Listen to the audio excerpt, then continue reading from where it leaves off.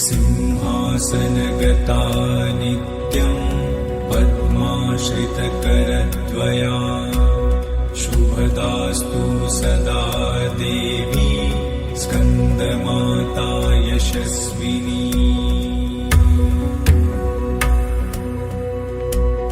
सिंहासनगता नित्यं पद्माश्रितकरद्वया शुभदास्तु सदा देवी स्कन्दमाता यशस्विनी।